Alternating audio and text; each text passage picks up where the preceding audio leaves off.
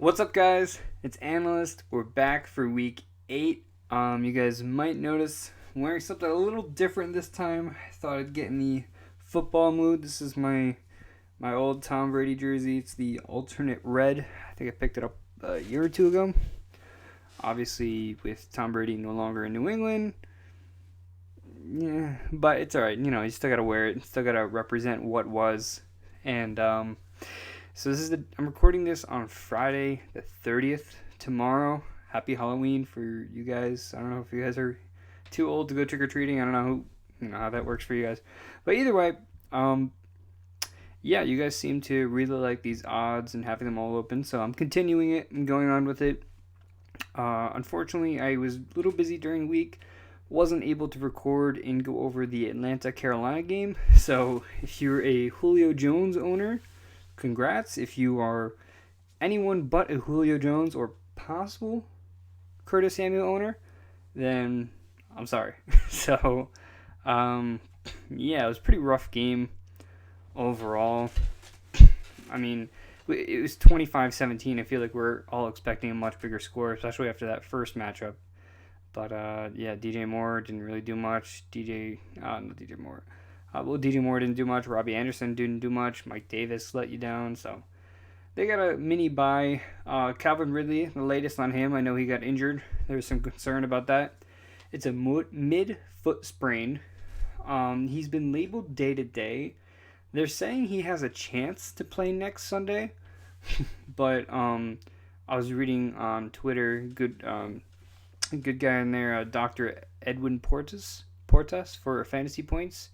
And he made a statement saying that if they found damage in that mid-foot sprain, it would probably be a grade 2 mid-foot sprain. So the median timetable for recovery is about 36 days. And he says there's a lot of deviation because sometimes the recovery time is less, sometimes it's more. Think of like Joe Mixon, Chris Carson. Those are the guys who are dealing with mid-foot sprains right now. Mixon's been out for 2 weeks, and Carson missed 1 week. He's apparently questionable for this week, but I doubt he plays. So, 2 weeks sounds about reasonable for Calvin Ridley to miss. I'm expecting him just to miss next week, and then he has the bye the following week. So, after that, he should be good to go with no issues beyond that. So, but you guys already know about the game. So, we'll move on to some of these other games here. As usual, I'll have some notes with me. We got the spreads, we got the totals. I'll throw in some DraftKings. I've been looking at the prices a lot more than I did last week, so I'll have all that for you guys. As far as who's on a bye week, yeah, I didn't think it was going to tell me on here. But I know Houston, Jacksonville, Arizona, because I'm without a lot of Arizona players on my team. And there's one other team, but I'm sure it'll come up one way or another. Either way, let's jump straight into this. Now, Cincinnati Bengals hosting the Tennessee Titans. As for the Titans, they are 7-point favorites. That's a pretty big spread. I mean, the Titans are good and the Bengals aren't great. 51-point total. I think the Bengals score a lot of points here still, which is why it would be an over 50-point total. Let's see what our highest total of the week is. You guys always know I like to skip around and find that. Seattle, San Francisco at 53. I'd probably take the under on that one. That's surprising to me. That's the highest one. Indianapolis and Detroit at 50? Is that real? Why is that high? I feel like I don't know, that's weird. But yeah, this is apparently, well, I guess the 52 point here, but this is the second highest total out of these games here, which is it's not that surprising. I'm expecting them. I thought they would be the first highest, maybe next to Green Bay, Minnesota, but that's apparently not all that high as well. But either way, as far as the Titans go, Ryan Tannehill, love him in this matchup. Derrick Henry, he's got an easy matchup here. Whenever he gets those easy matchups like we saw against Houston, he always has that chance to go big. So $8,000 in DraftKings, I definitely like that value. Wide receiver wise, AJ Brown has been a wide receiver 1 every single week he's played back from injury. He had some issues during the week with his ankle, but it seems to be not the ankle. I think it was his knee, but it seems to be that's just how they're treating it. So he doesn't practice Wednesday, Thursday, and then he gets a full practice on Friday. So they're giving him extra time during the week to make sure he's right, and it seems to be paying off. So A.J. Brown, no problem starting him. Now, when it comes to Corey Davis, in every game he's played, he's gotten at least, I think, 11 points in every single game he's played this season. And that includes 10 targets last week. So Corey Davis, if you're desperate for a flex, sure, maybe that continues. But in the last 2 weeks as well, Jonnu Smith has been a huge letdown. Cincinnati has been awful against tight ends. So I think they're ranked 31st in the league. So if there's a game for a bounce back, I'd pick it here. So I think Jonnu is going to have a bounce back this game. Maybe he scores a touchdown. Tennessee defense, I know they have a high projection this week, but I'm not too crazy about it just because I think Joe Burrow is going to put up points. He could throw some picks. He could get sacked a lot. But in terms of letting up points, I just don't think Tennessee is going to be able to hold him back with Malcolm Butler in that secondary.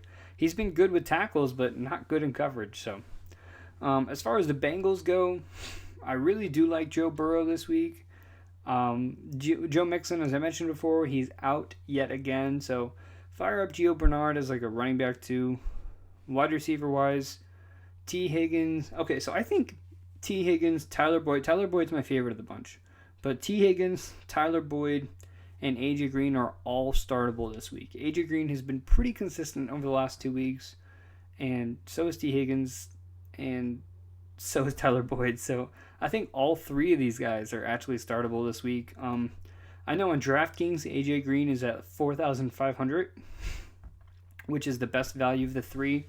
Tyler Boyd's at like 6,600, and T. Higgins is at 5,600. And this is all just in my head, of course. But, so yeah, I like any of those three. A.J. Green at 4,500, it sounds like a pretty good deal. There is always that chance that he flops, and T. Higgins is that good middle ground with that 5,600, and Tyler Boyd just the most upside with that 66. So take your pick at any of those. I'm probably going to have Tyler Boyd in most of my lineups, but I like T. Higgins a lot as well. Drew Sample, he came back into relevance last week, and now he's going to go back into irrelevance. So goodbye to that. And yeah, so let's get into this mess of a game here. New England going into Buffalo. So Cam is going to be without Julian Edelman, without N'Keal Harry. Sony Michel is still out. The Patriots are having a fire sale. I don't know. As a Patriots fan, I thought last week was the week where they'd be like, all right, let's get our stuff together and, turn it around, beat the 49ers, and move on from there. But it seems like the Patriots kind of just go with the flow, let whatever happens, get that early pick. If they can muscle together a couple wins, they'll do that. But it doesn't seem like they're all too concerned about it at this point during the season. So yeah, I'm not starting Cam Newton in this matchup. It's not a bad matchup, but he's going to be without Edelman. He's going to be without N'Keal Harry. They haven't gotten much of a run game going, so I have serious doubts about Cam Newton. Running back wise, look, Buffalo, they've been getting torn up on the ground pretty recently. We saw what happened with Clyde Edwards-Helaire against them a couple weeks ago. So Damian Harris, I mean, if he gets like 15, 20 carries, he could take it for over 100 yards. Maybe he breaks away for a touchdown. But I don't hate Damian Harris in this game. I also really don't hate James White.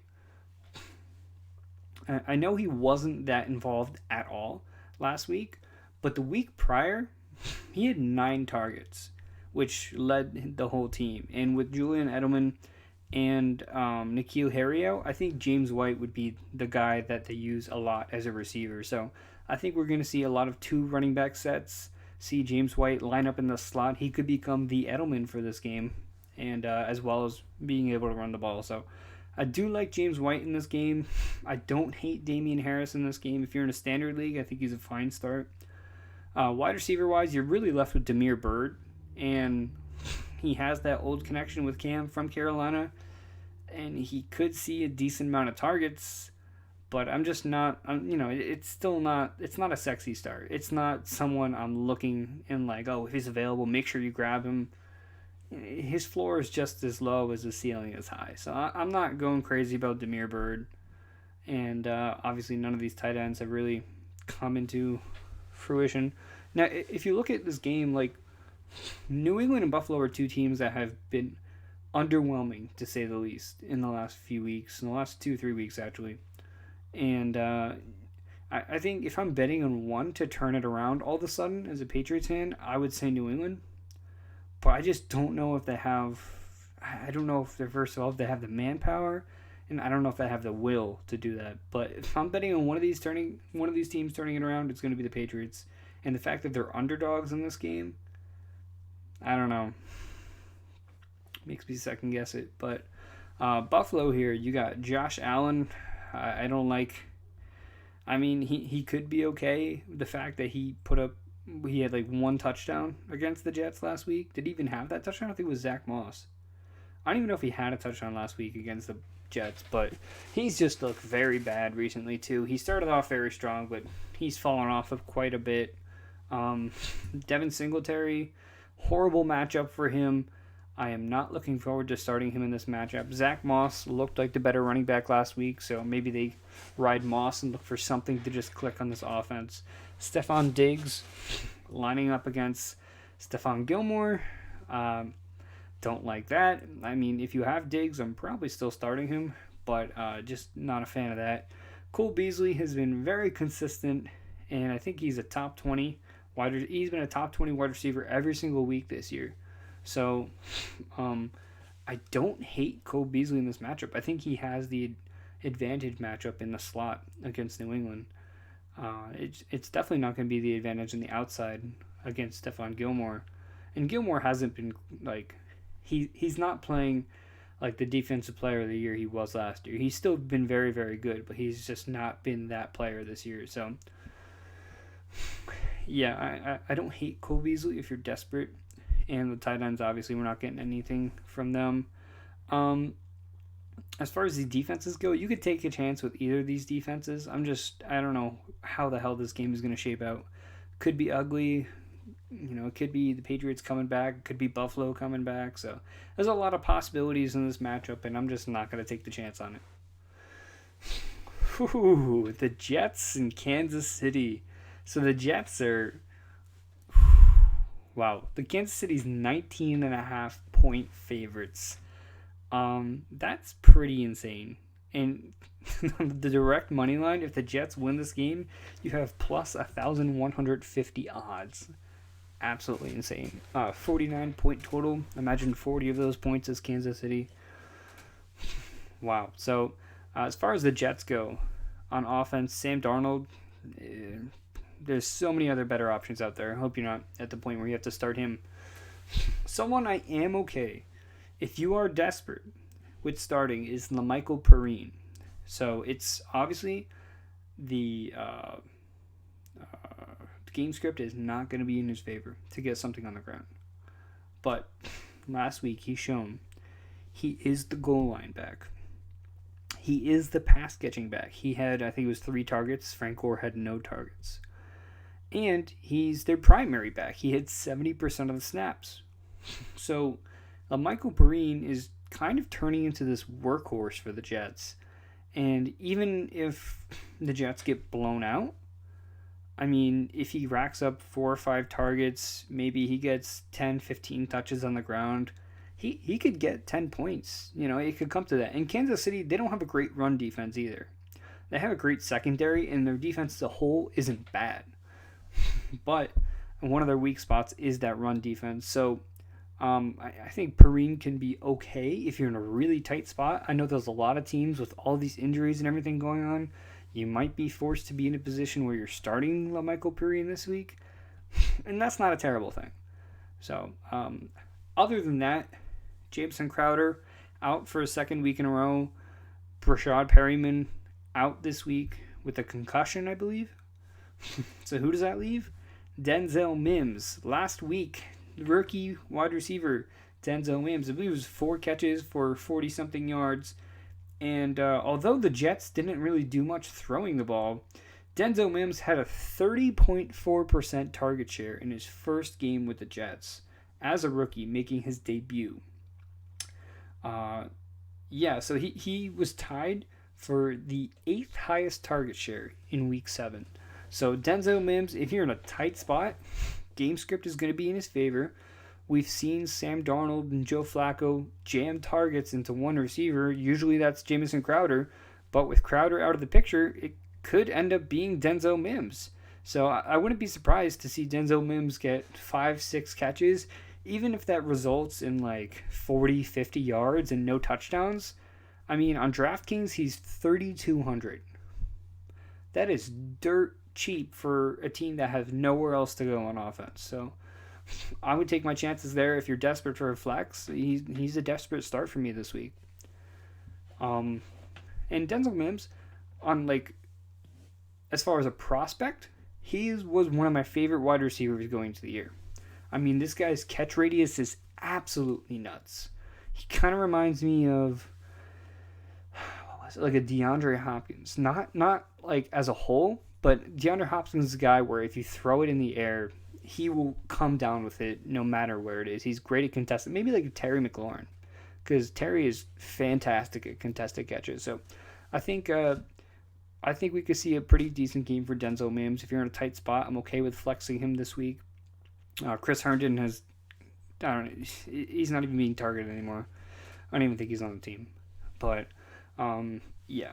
So Kansas City defense, obviously great start against the Jets, 19-point favorites. You gotta love that. Patrick Mahomes, I don't really need to say much. Clyde Edwards-Helaire. Okay, so I think Clyde Edwards-Helaire at this point is still startable. This is a good enough game script to where he can run out the ball and make some plays. He looked great in the snow last week against Denver. This one has no true analysis to it, but start Le'Veon Bell, right? Like, you don't have to, like, obviously, if you have, like, Ezekiel Elliott or someone, you're not going to pull him out and throw Bell in. I mean, with the way Zeke is playing, maybe you might. But point being, there's no analysis to it. There's no matchup. There's no this. This is just a revenge game in its purest form, if I've ever seen one, for Le'Veon Bell. And I mean, if you looked at the teams that he wanted to go to, Kansas City, Buffalo, and Miami, and I believe that was the Jets following a couple of matchups.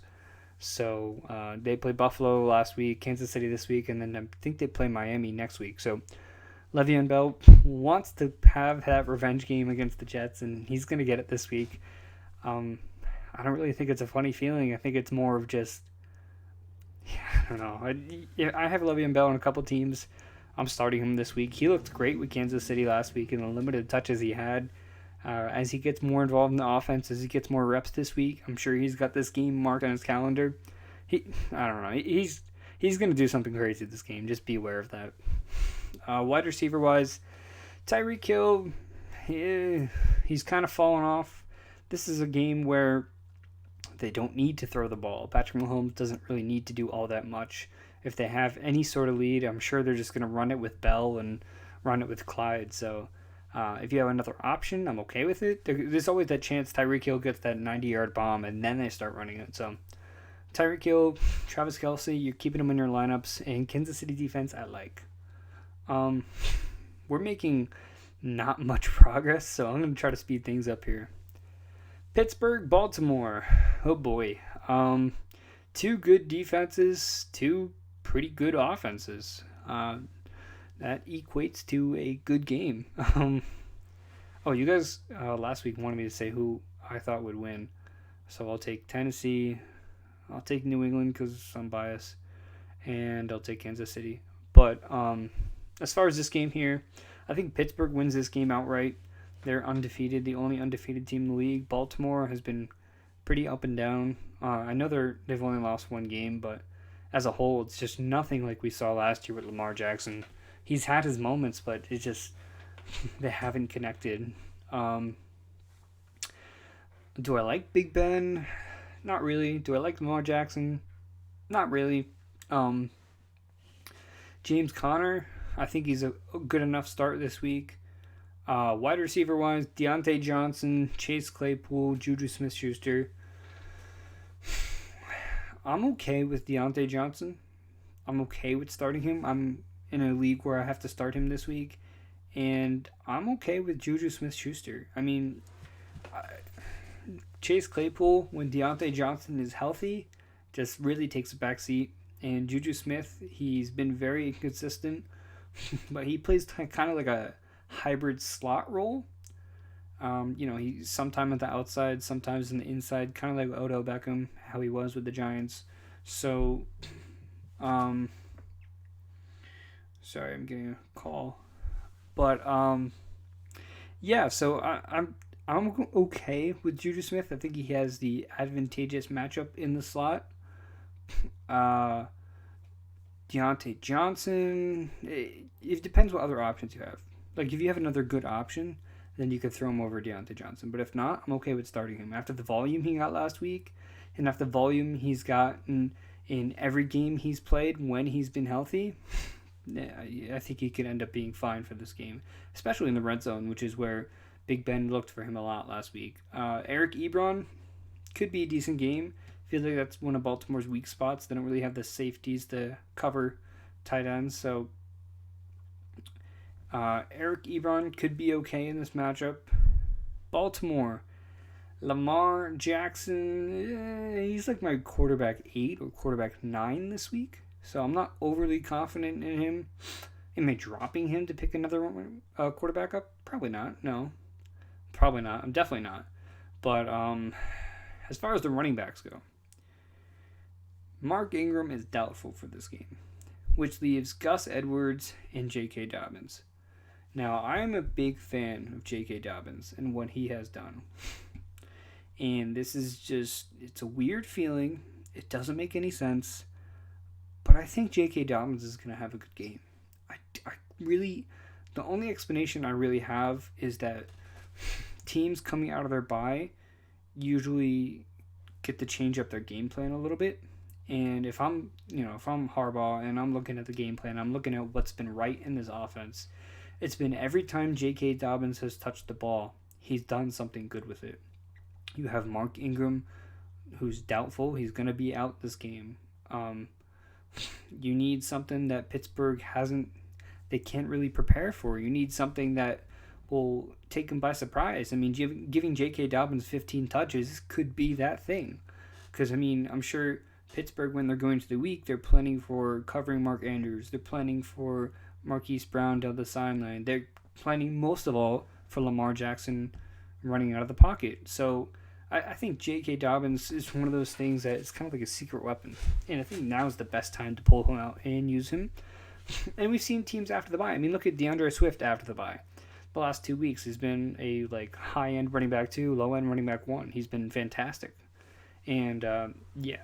So it's call it a hunch, call it whatever you want. It's not a good matchup at all, but it's just a funny feeling, I guess. If it happens, you know where you heard it. But who knows? Wide receiver-wise, Marquise Brown, not a huge fan of him. I mean, the Pittsburgh secondary is actually that's kind of their weak spot. So in a close game, Marquise Brown could be okay. I'm okay with Brown, and I'm okay with Andrews. It's really for Pittsburgh, it's their front seven. They lost Devin Bush, which was pretty hard for them, but they still got TJ Watt. They still got a lot of guys in that front seven. So, yeah, it's really the best part about Pittsburgh. So, like I said, I think Pittsburgh wins outright. Las Vegas Raiders against the Cleveland Browns. So, Vegas is 1-point favorites. This is one of those really weird games. I mean, Derek Carr, how is he going to do? He's been totally hit or miss. I don't know if Trent Brown has returned yet, but have my reservations about how that's going to go. Josh Jacobs, he had 6 points last week in an awful matchup against Tampa Bay without his starting left tackle or right tackle. I'm pretty sure got this figured out once before. Trent Brown plays right tackle for them. But nonetheless, it's a much better matchup for Josh Jacobs. Wide receiver wise, I think this could be one of those Henry Ruggs big games. I don't know why. it's just another feeling. But Cleveland's secondary has not been good, and I think that's where Henry Ruggs is going to get his work. So I'm okay with flexing Henry Ruggs this week. Darren Waller, I do like this week as well. As always, he's going to be great every single week. On the Cleveland side of the ball, I think Baker Mayfield's a pretty good start. This Las Vegas defense is just not good right now. Kareem Hunt last week played like 90% of the snaps. Nick Chubb has not returned yet. So I do like Kareem Hunt in this matchup. Vegas run defense is not good. The wide receivers for Cleveland, Odell Beckham Jr.'s torn ACL out for the year. It leaves Jarvis Landry, who at this point is going to be an every week PPR start. On top of that, you have a mix of Donovan Peoples-Jones and Rashard Higgins. So Peoples-Jones is that exciting rookie who had a touchdown last week, and he looked great on that touchdown, by the way. It was one of those toe-dragging touchdowns. So I think Donovan Peoples-Jones is someone to keep in mind. He might be a cheap DFS play. I know I said look at the DFS numbers, but I don't have Peoples-Jones' number in my head. Someone who I do have in my head is the tight end, which, gosh, what is his name for Cleveland? It's not David Njoku. It's Harrison Bryant. So Harrison Bryant last week, I think he had 2 touchdowns. Austin Hooper, all of a sudden, his appendix just, it's not funny, but his appendix kind of just burst last week, and he got hospitalized. And, it happens for a lot of people. It hasn't happened to me. It happened to my cousin.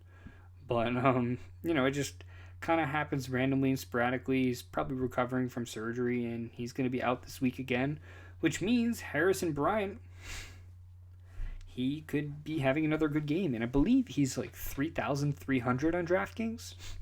So great value if you got Harrison Bryant and Denzel Mims, and these two go off, and then you could have so much money to spend with the rest of your lineup. I mean, you could have Derrick Henry, Kareem Hunt, a lot of other guys. So definitely some good, cheap options this week for DFS. And who do I think is going to win this game? I don't know. Both these teams are like... it's like the Raiders are the Browns of the NFC North. And the Browns are like the Raiders of the AFC West? No. North. South. North. So this... I'm sorry. The Raiders are the Browns of the AFC West, and the Browns are the Raiders of the AFC North. I don't know if that makes sense to anyone, or I'm just not making any sense anymore. I apologize. But either way, long story short, I'll take Vegas, I guess. Oh God, what another messy game. 50-point total. Get out of here. Get out of here. This is gonna be a Rodrigo Blankenship. I don't know what the over/under on his field goals is in this game. But whatever it is, take the over. It's gonna be Rodrigo getting 18 points with field goals, and Detroit getting 1 lucky touchdown and a couple field goals himself. It's gonna be a low-scoring game in my opinion. Not excited about Phillip Rivers. The only way this is gonna be a high-scoring game is if Jonathan Taylor becomes what we wanted Jonathan Taylor to be. I talked about rookie running backs coming out of the bye, and we have Jonathan Taylor coming off a bye right here in a great matchup against Detroit. They've been one of the worst defenses in the NFL against running backs. Last I checked, they were allowing the 4th most points. Todd Gurley just had a pretty good week against them in Week 7, so could be the 3rd most points at this point. So, I think it's a great matchup for Jonathan Taylor. Wide receiver-wise, I don't know. T.Y. Hilton, no. Marcus Johnson had a good game. Zach Pascal. I'm not starting any of these wide receivers from Indianapolis. As far as tight ends go, Trey Burton. Last time we saw Trey Burton, he had 2 touchdowns, including 1 rushing touchdown. So he could be interesting. If he has another big game, then Trey Burton could officially be a thing. So just keep an eye on Trey Burton. A lot of people have forgotten about him. Just keep an eye on him. As far as Detroit, not a huge fan of Matthew Stafford. The Indianapolis, if they've been good anywhere, it's been their defense. Running back wise, DeAndre Swift. He's still playing under 50% of snaps. I am worried about him this week. But if he does pull through, then DeAndre Swift will be a high-end running back 2 for the rest of the year. And that is how I feel about that, because Swift has been very good in the last 2 matchups against 2 very bad teams. Now he's against one of the better defenses in the entire NFL. So if he continues his streak and he has a good game, then I will be a true believer in Swift and I will deem him a running back 2 for the rest of the year. But he's still not even hitting 50% of the snaps. And Kerryon Johnson, Adrian Peterson are still getting their touches. So I have my reserves about him. Wide receiver-wise, Kenny Golladay, he's been getting it done with very little. He's not being heavily targeted, but he's making it work. I mean, last week he had, I think it was like 20 points. He had like 6 catches. So if any guy can take 6 touches for 20 points without a touchdown, because he didn't even have a touchdown in that game, that's pretty damn impressive for him. So Kenny Golladay is an every week start. TJ Hawkinson has quietly been very, very efficient this year. I think he's only had 1 game under 10 points. So Hawkinson is looking like every week start at tight end. I think he's at 3 weeks in a row with the touchdown now. It was one of my favorite starts last week, and he got the game winner. So that's that. What we got going on? Oh, who do I think is going to win? It's going to be like one of those crappy shootouts. So I'll take Detroit. So with the 2.5 underdogs, that's not a bad bet. You got the LA Rams going against Tua. Tua's first official start in the NFL. The big headline is Tua against Aaron Donald. Oh, whatever. I mean, I don't think it's that big of a deal. But as for the Rams, Jared Goff, how do I feel? Miami's been actually kind of decent on defense, and Jared Goff does this thing where he disappears. So I'm a little worried about Goff. Darrell Henderson, he seems to be the 1A. It's a 1A, 1B.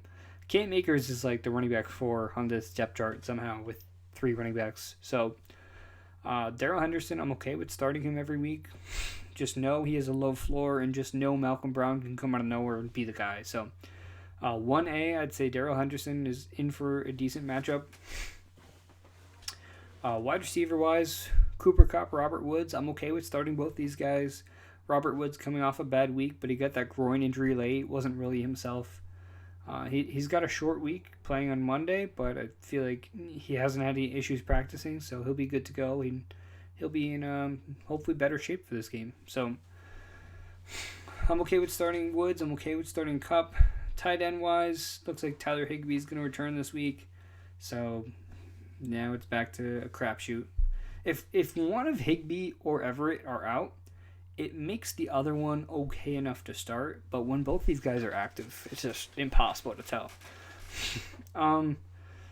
Tua, am I starting Tua? Probably not. I mean, I don't want to in his first game, but I mean, this guy's rumored to be the best quarterback in this draft class, and I truly believe he could be. So, look, if he's something special, I think he's going to be special from the get-go. So I think the ceiling for Tua in this game is very, very high. But obviously, you don't have to take that risk considering what's typically available on waivers. I'd like Jimmy Garoppolo and some other guys who have good matchups. Baker Mayfield. I'd take those guys over Tua in this week. But just know Tua's ceiling is very high. Myles Gaskin, pretty bad matchup for him against the Rams, but he'll see some passing volume. He's I forget who said it, but someone said Myles Gaskin is like a running back 1.5. Like, he's not quite at RB1 status, but he's like too good to be a running back too. So Myles Gaskin is floating in that area, and he'll get enough passing volume to be good this week. Wide receiver wise, Devontae Parker going up against Jalen Ramsey. We don't know who Tua's going to look at this week. I'm probably sitting Parker if I have him. I'm not really excited about the matchup. And Preston Williams could end up being his favorite guy. But who I really think is going to be his favorite guy is Mike Gesicki. Now, Mike Gesicki was one of my guys going into the year. Big reason for that, his talent, playability, the way he finished last year with Ryan Fitzpatrick. But one of the other reasons is because of Tua. And apparently they had some extra work this offseason together, him and Gesicki. And on top of that, rookie quarterbacks tend to lean on tight ends. So it's a funny feeling, just like who was it? Just like J.K. Dobbins, but I think Mike Gesicki's gonna have a huge game, and there's no basis behind that. Don't take that to the bank. I'm just saying. I think they're gonna come out swinging Tua on him. So if that happens, you know where you heard it. If it doesn't happen, forget where you heard it. No, I'm kidding. Yeah, hold it against me. It's all right. But I have a league where I have Noah Fant and Mike Gesicki, and I'm still starting Noah Fant.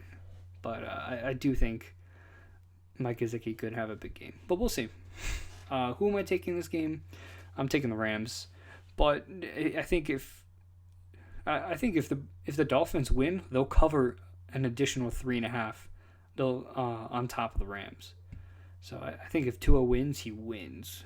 But if Tua loses, then it's whatever. There's a game I'm really excited about talking. Excited to talk about down here. It's New Orleans, Chicago. So we'll get to that game soon. I gotta start going a little faster here. So let's kick it into high gear. Minnesota, Green Bay. Kirk Cousins, not a fan. Dalvin Cook back this game. Apparently, he's still questionable, but he's expected to play this week. You got to fire him up. Adam Thielen, Justin Jefferson.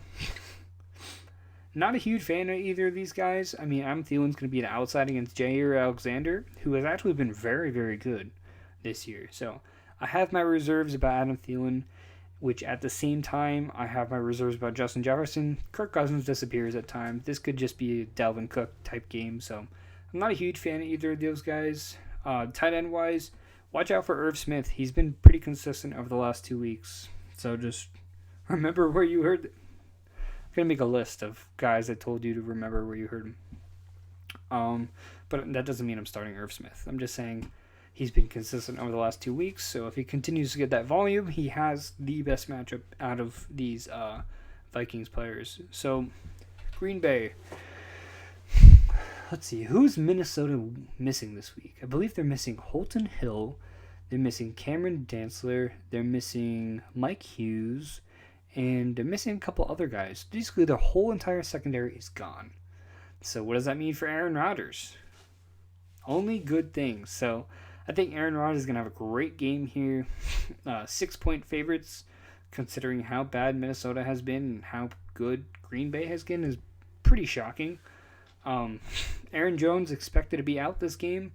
Fire up Jamal Williams. He played 90% of the snaps. He had a ton of touches, so Jamal Williams is going to be great in this game as well. Devontae Adams, it could be another huge game. I know there is something about wind and bad weather for this game, so keep an eye on the weather reports. If it's really bad wind in Green Bay and it's cold and it's snowing, this could just end up being a Jamal Williams, Dalvin Cook game. But just be aware of that. But yeah, I'm not interested in Marquez Valdez-Scantling, and I'm not really interested in Robert Tonyan. He hasn't really done much. He's disappeared. So I think Green Bay wins this.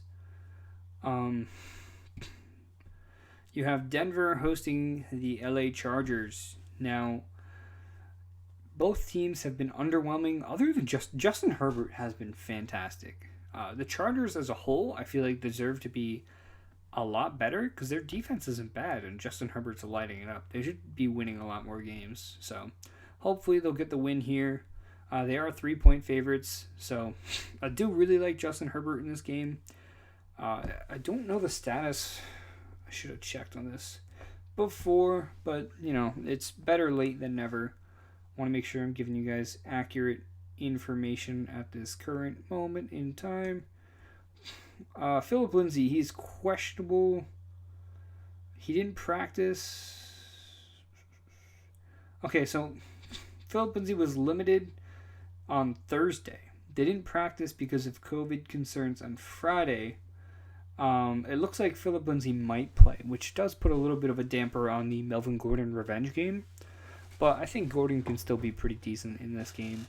So I do like Melvin Gordon this week. I'm not a huge fan of Philip Lindsay coming off injury. Wide receivers for Denver. Tim Patrick, he's going to have the tougher matchup against Cam Hayward on the outside, which leaves Jerry Jeudy for the optimal matchup, but Drew Lock has just not been looking Jerry Jeudy's way. So I'm probably staying away from both these guys, both Tim Patrick and Jerry Jeudy. But Noah Fant has the optimal matchup here, and he did tie the team in targets, the lead in targets last week with 7. Funny enough, the other person to lead the team in targets last week was Albert. I'm not even going to try to pronounce his last name. Just know it's Albert O, who played with Drew Lock at Mizzou. So the rookie tight end is really catching on lately. He's the only rookie tight end who's really done anything this year.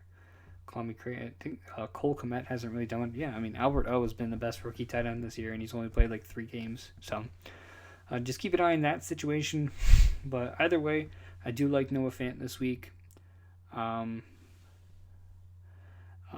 it just totally skip over the Chargers? I like Justin Herbert. You know what happened? I was talking about Justin Herbert, and then I started talking about Melvin Gordon, and I forgot he wasn't on the Chargers, and I just totally jumped to Denver. So back to the Chargers.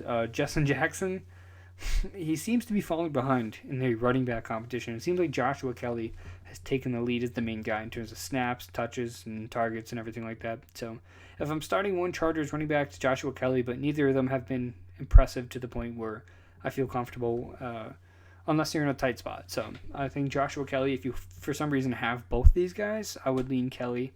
Wide receiver wise, Keenan Allen, absolutely killing it. He's getting like a 30+% target share every single week with Justin Herbert. So keep plugging in Keenan Allen, keep getting those wins. Hunter Henry, he is coming off a pretty bad week, but he has a chance for a bounce back here. So I think the Chargers win this game. This is a game I was oddly enough pretty excited to talk about. New Orleans Saints going into Chicago.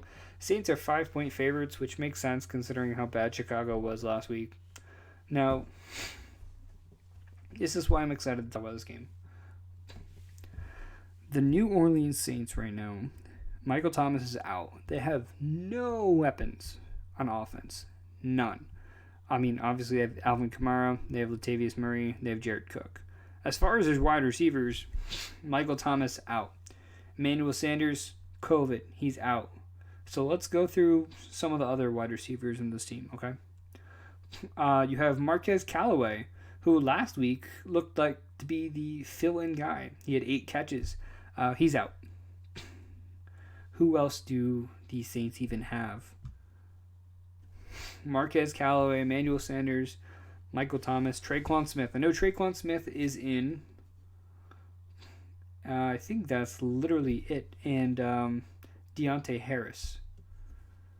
But other than that, they are fully dry on wide receivers. They have 2 wide receivers starting this upcoming week. Deontay Harris and Traquan Smith. I don't love either of these guys. I'll be honest. I don't love Traquan Smith. I don't love Deontay Harris. Who I do like this week is Jerick McKinnon. I was just looking at him on my phone. It's not Jerick McKinnon. He's not even on the fucking Saints. That doesn't make sense. Is Jared Cook. Both Jareds. So Jared Cook is coming off a game where he had a pretty nice touchdown in the back of the end zone against Carolina. Why I like Jared Cook is this. So Chicago has a secret weak spot against tight ends. And let me explain. They've allowed a touchdown in 5 out of the 7 games this year to tight ends, including TJ Hawkinson, Mo Alley Cox, Hayden Hurst, OJ Howard, and Gerald Everett last week. The only other 2 weeks, week 6, it was Ian Thomas, who the Carolina doesn't even use their tight end. So if you want to count that, whatever. And week 2 was Evan Ingram, who they did not allow a touchdown to. But considering Daniel Jones didn't even throw a touchdown in that game, but Evan Ingram still had 12 points off of catches in that game. So Chicago's been pretty weak against tight ends. I mean, Hawkinson's put up 16, Ingram put up 12. Hayden Hurst put up 7 points because he only had one target, which was 1 catch for a touchdown, ironically. And Mo Alley Cox had 8 points because he only had 2 targets. Oh, no, it was 1 target for 1 touchdown. And then OJ Howard put up 14, Gerald Everett with 12. So, I mean, Chicago's got a pretty decent weak spot against tight ends, and not a lot of people are aware of that. So I think Jared Cook's going to be a pretty decent start this week, especially considering I listed the wide receiver options that the Saints currently have going into this week. So I do like Jared Cook a lot. Chicago, I don't like anyone. I mean, David Montgomery, if he gets 5 catches, he'll get over 10 points, which is fine, but don't expect him to do anything on the ground. They don't have much of an offensive line. Um, Allen Robinson, he's doubtful for this game. Now, he has not been ruled out, and it is possible he does play without practicing because he's coming off concussion. He just has to clear protocol. So if Allen Robinson does play, then I'm fine with starting him. But if Allen Robinson does not play, Darnell Mooney is the guy I'm going to be looking at in this game. So he might be in your waiver wire if you're in a really tough spot for a wide receiver this week. Darnell Mooney could come through for you. Anthony Miller, I'm not too much of a fan of. Jimmy Graham, revenge game against New Orleans. I'm sure he's already played New Orleans since he's left the team. But could be interesting there. I'm sure he's going to love to see Breeze again. Probably for the last time. They'll probably both retire pretty soon. But yeah, I'm not a huge fan of Jimmy Graham. Only because Cole Kmet has become increasingly involved each week. So, and Cole Kmet's going to be special, I think, in the future for whoever is quarterback in Chicago next year, because it's not going to be Foles and it's not going to be Trubisky. So I guess the only thing I was excited about talking in that game was Jared Cook for some reason. I guess I was just happy I found that. I think the Saints win that game. San Francisco, Seattle. I'm going to take the under on this. I think San Francisco is going to try to run out the clock. Now, Jimmy Garoppolo, I think he's a decent streamer this week. As far as the San Francisco running backs, Tevin Coleman has a chance to come back in this game. Jerick McKinnon is dealing with tired legs, tired knees. So he's been overworked, apparently. So I'm not starting Jerick McKinnon until further notice, until they think he's okay enough to play in an NFL game. I don't know what's going on with him, but I'm not touching Jerick McKinnon. I'm not touching Tevin Coleman coming off a high ankle sprain. JaMycal Hasty, their rookie undrafted free agent wonder, who they really, really like. I think he's worth a start in this game. I think if you're in a desperate spot and you need a flex, you need a running back, I think JaMycal Hasty could be fine this game. Also, with Deebo Samuel out yet again with I believe it's a hamstring injury now, Brandon Ayuk is one of my favorite wide receivers for this week. He's 5,800 on DraftKings. That's a fine price. I'll pay it. I don't care. But I do like Brandon Ayuk a lot this week. Seattle has been giving up almost 500 yards every single week in terms of offense. So I do like Brandon Ayuk a lot. George Kittle, as always, is going to be fantastic. So, yeah, but Brandon Ayuk is probably going to be my start of the week. Seattle, Russell Wilson, he's not going anywhere. He'll still be here. Chris Carson is questionable. He has a chance to play in this game, but I doubt he does. Carlos Hyde has been labeled as doubtful. So, it's going to be Travis Homer, who is also injured, and DJ Dallas. If Travis Homer was ruled out, and there's still a chance he is, because he is questionable, he's expected to play, but if Travis Homer, for whatever reason, is ruled out, then DJ Dallas, by default, becomes a workhorse for this team. And if that's the case, then that's where I'd start DJ Dallas. But if it's a mix between Dallas and Homer, I'm not touching either of these guys. Wide receiver-wise, Tyler Lockett coming off that big week. He's always got a chance to pop off. I think this might be more of a DK Metcalf week this week, for nothing other than a feeling. So yeah, I mean, I honestly wouldn't be surprised to see San Francisco run away with this game, based on the way they have been playing. But I'm still going to take Seattle. Dallas, Philadelphia. Ben DiNucci, rookie quarterback for Dallas, potentially making his first start. Andy Dalton dealing with I believe it's a concussion, and he's listed as doubtful. So, Ben DiNucci, what does that mean? I have no idea. My guess is as good as yours. I mean, Ezekiel Elliott, if you have him, I'd call him a very low running back 1, high-end running back 2 at this point. You're still starting him.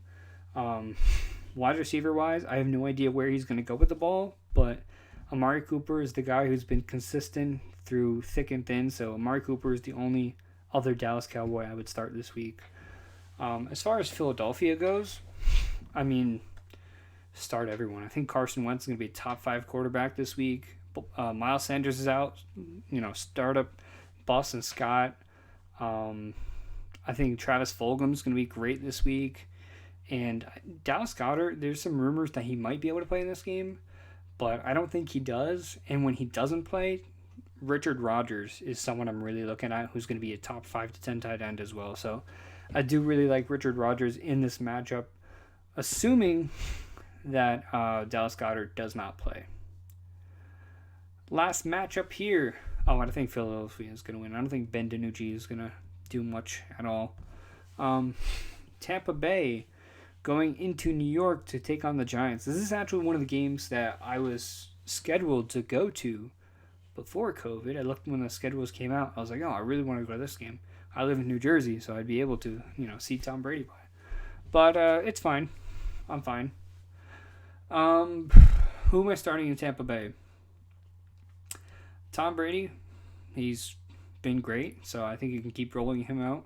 As far as the Ronald Jones versus Leonard Fournette situation, I think both these guys are startable, but I'm leaning Leonard Fournette. I mean, Ronald Jones looked like he was the guy for so long, and then one game of Leonard Fournette, and now Ronald Jones is just taking a backseat. So I like Leonard Fournette better. As far as these wide receivers, Mike Evans, look, he's got James Bradbury, which is not a great matchup. But, I mean, with Chris Godwin out, I think he's going to be fine. On top of that, Rob Gronkowski has been killing it. So I think Gronk could continue his big streak. A name to look out for is Tyler Johnson. Now, I'll give some credit to Fantasy Rapper. He's the one who brought Tyler Johnson up last week not last week, but this upcoming week as a guy who could potentially have a big game here. And I'm going to agree with him. I think Tyler Johnson is a name to watch. When I play DFS on Monday, because it's going to be that Monday night showdown, Tyler Johnson is going to be the guy I'm looking at. He's a rookie wide receiver. I think he has touchdowns in back-to-back games. So I like Tyler Johnson a lot in this matchup. He's a pretty sneaky play. And I'm okay with Gronk for right now, while Chris Godwin is out and Antonio Brown hasn't been implemented yet. So I'm okay with Gronk. As far as the Giants go, not really looking forward to anyone. I mean, Daniel Jones is going to be missing a couple offensive linemen, including one of his guards, Will Hernandez. So, yeah, honestly, I think Devontae Freeman is doubtful. So I'm just not starting Wayne Gallon. I'm not falling into that trap. Not starting Daniel Jones. Not starting any of these wide receivers, any of these tight ends. I'm not starting anyone from Dallas. I'm just sitting every single... Not from Dallas. I'm sorry, New York. I'm not starting any New York player. Probably shouldn't start any Dallas players either, but yeah. So I ran through it pretty quickly at the end. I hope you guys enjoyed this week. Best of luck as always, and I'll see you guys next time.